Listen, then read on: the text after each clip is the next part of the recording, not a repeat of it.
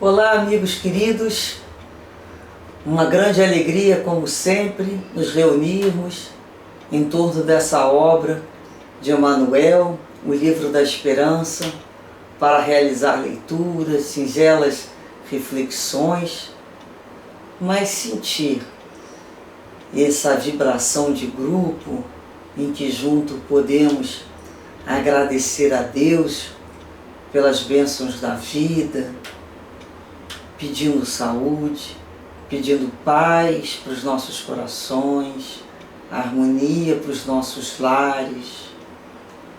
Sempre pedimos para inúmeros corações que estão tão aflitos, nos mais diferentes lugares, das mais diferentes situações. Hoje iremos fazer a leitura da mensagem número 31, que tem como título Em Favor da Esperança, que Emmanuel nos traz de início o Evangelho de Mateus, no capítulo 18, em que Jesus nos disse: assim também não é vontade de vosso Pai que estás nos céus, que um desses pequeninos se perca. Depois ele nos traz aqui do capítulo 11, que continuamos nesse capítulo, amar o próximo como a si mesmo, o item 14, que tem como título Caridade para com os criminosos. Para quem possa interessar, possuímos aqui no canal uma playlist com esse tema específico.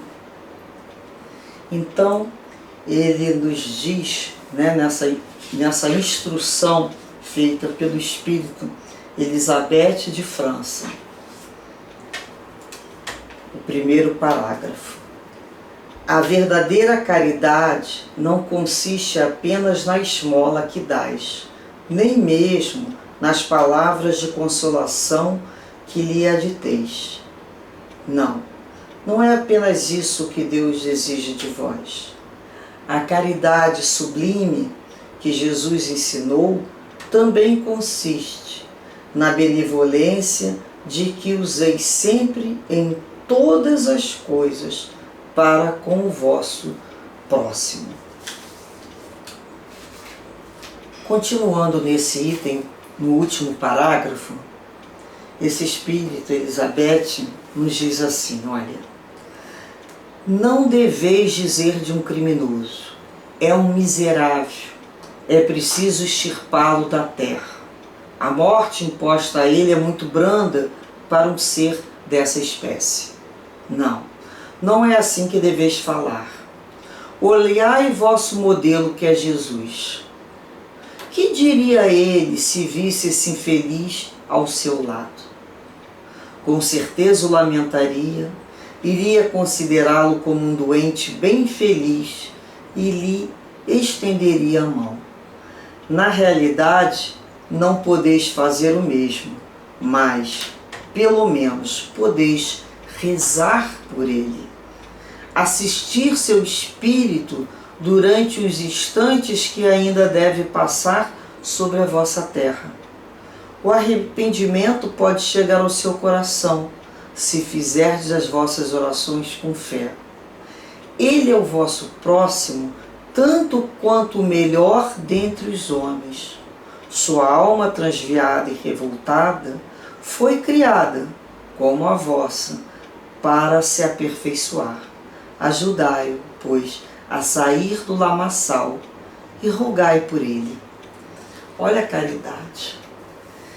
A gente lembra aqui nesse momento de uma explicação de Chico Xavier, em que ele disse assim nos seus livros: se roubou, se matou, se fez e aconteceu, louvado seja o Senhor, e que lhe dê forças para o reencontro com a lei da vida.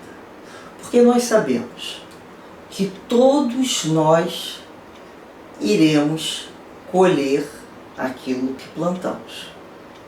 Será inevitável o encontro com os nossos próprios atos, de lá atrás, ou de ainda há pouco, não é? Mas nós sabemos também que todos nós fomos criados, simples e ignorantes, com o objetivo e a possibilidade de nos aperfeiçoar. Sabemos também que Deus ajuda o homem pelo próprio homem. Ou seja, todos nós, vocês acreditam que até eu, você, ele, fulano e beltrano, seremos espíritos muito iluminados? Deus não desiste nunca de nós. Não adianta a gente desistir dele, porque ele não desiste de nós.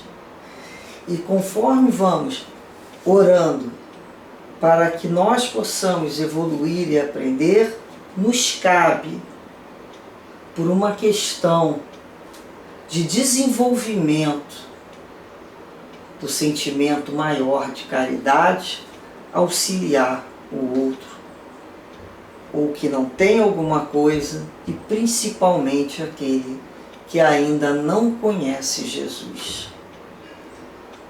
Não precisamos colocar toque de violência na cabeça dele, nada, mas podemos falar de Jesus pelo nosso exemplo e pelo nosso silêncio, no não julgamento apressado. E Emmanuel nos traz esse tema, nos dizendo assim: muito grande no mundo o cortejo das moléstias que infelicitam as criaturas. No entanto, maior é o fardo de inquietação que lhes pesa nos ombros. Onde haja sinal de presença humana, aí se amontoam os supliciados morais, lembrando legiões de sonâmbulos, fixados ao sofrimento. Quando a gente fala, parecem zumbis, né? Parece que estão ali hipnotizados, adormecidos. E ele continua: não apenas os que passeiam na rua a herança de lágrimas que trouxeram ao renascer, as expiações. Esmagadora percentagem dos aflitos carrega temerosos no refúgio doméstico que, levantado em louvor da alegria familiar, se transforma, não raro, em clausura flagelante.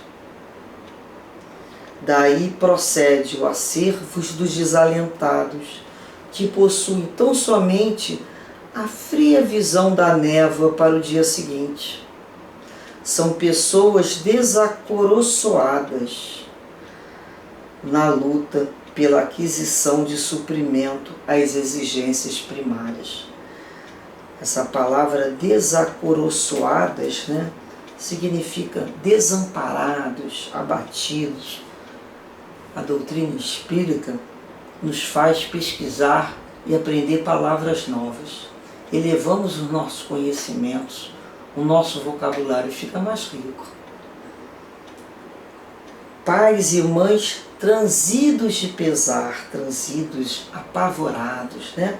Diante dos filhos que lhe desdouram a existência. Mulheres traumatizadas em esforço de sacrifício. Crianças e jovens desarvorados nos primeiros passos da vida. Companheiros encanecidos, os cabelinhos brancos, em rijas experiências, né, duras, atrelados à carga de labores caseiros, quando não são acolhidos nos braços da caridade pública, de modo a não perturbarem o sono dos descendentes.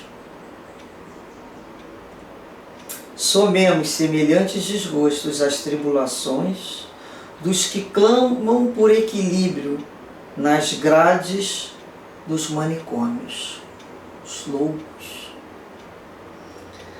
dos que sonham liberdade na estreiteza do cárcere, né?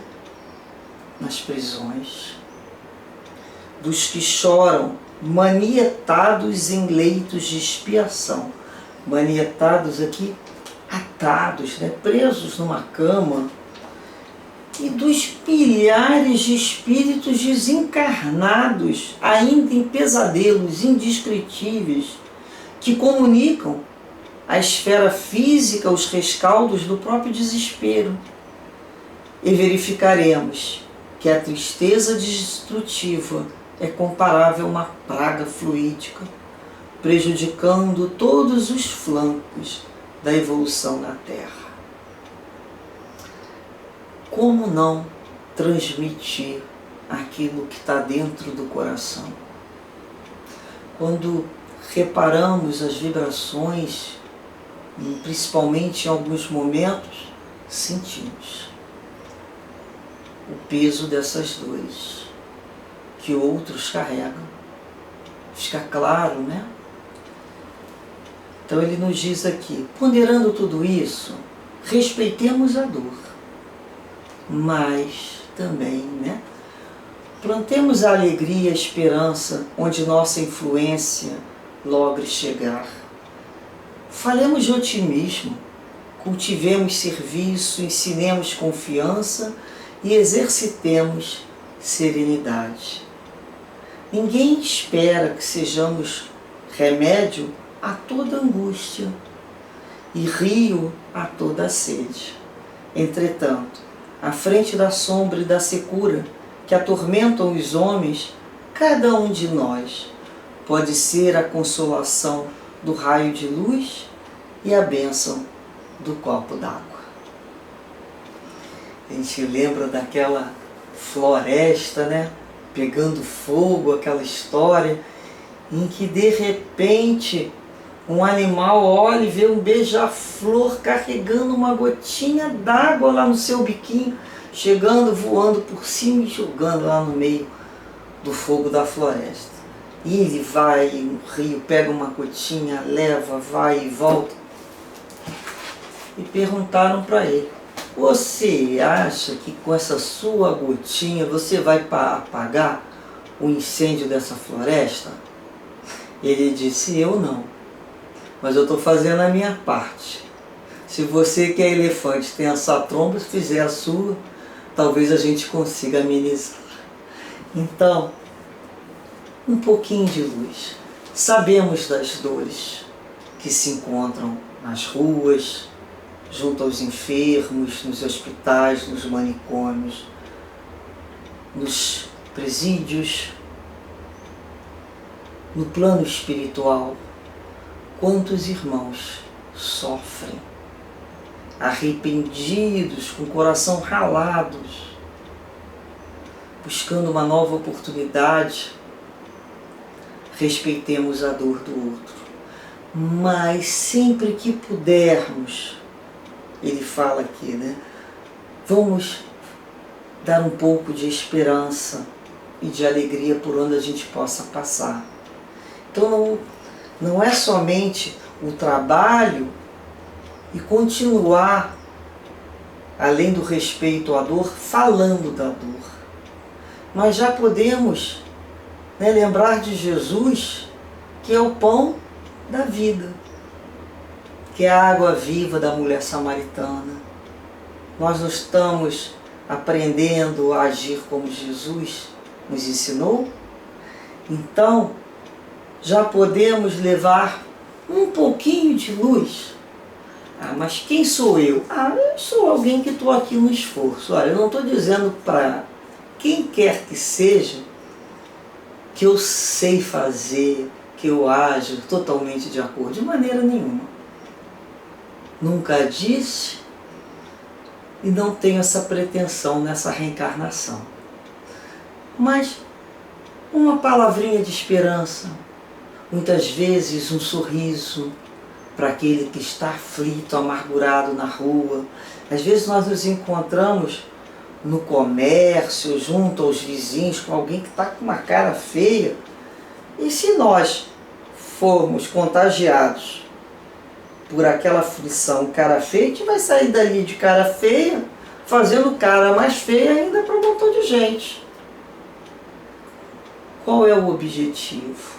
Olhamos a cara feia, observamos a dor, temos respeito, sim. Não estamos rindo do outro. Mas vamos ofertar em cima dessa emoção, uma emoção mais elevada? Vamos falar o que temos que falar, ajudar da forma que tivermos que ajudar, ou socorrer, sem a pretensão de acabar com os doentes do mundo ou a fome do mundo.